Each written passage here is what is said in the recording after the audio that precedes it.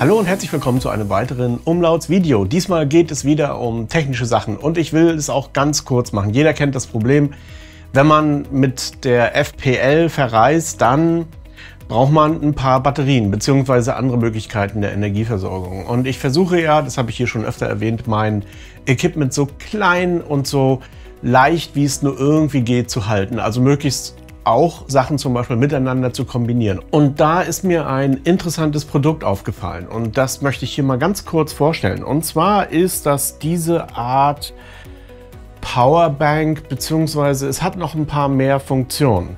Zu den Funktionen im Einzelnen. Also erstens, es ist ein Gehäuse. Das ist ja bei Batterien, wie gesagt, am Flughafen wird das manchmal so ein bisschen zum Thema, schon wichtig.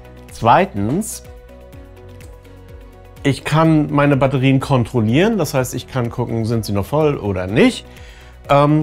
Und diese Powerbank wiederum wird auch geliefert mit zwei Batterien, die deutlich mehr Milliampere-Stunden haben, als das normalerweise diese Typen Batterien so mit sich bringen. Sie sind auch ein bisschen schwerer, ich habe das nachgemessen, und sie sind auch ja, ein Hauch dicker, aber das spielt keine Rolle. Zumindest habe ich die ohne Probleme in die FPL reinbekommen.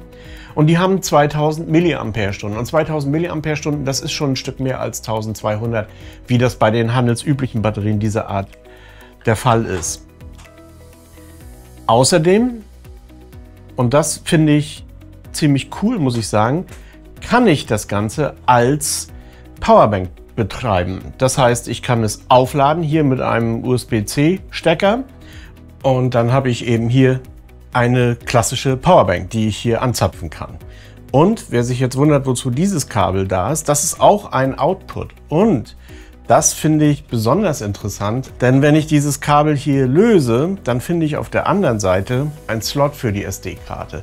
Das heißt, wenn ich unterwegs bin und ich sollte tatsächlich bei der FPL mal mit 1080p filmen, dann kann ich auch das hier entsprechend nutzen.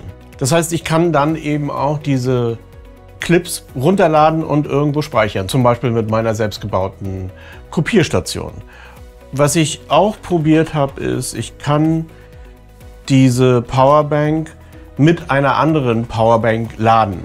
Das heißt, ich kann so einen handelsüblichen FP-Akku nehmen, der einen USB-Ausgang hat, den entsprechend anstöpseln und dann meine Powerbank damit aufladen.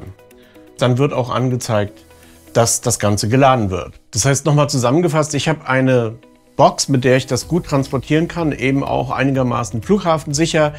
Dann habe ich eine echte Anzeige über den Ladezustand.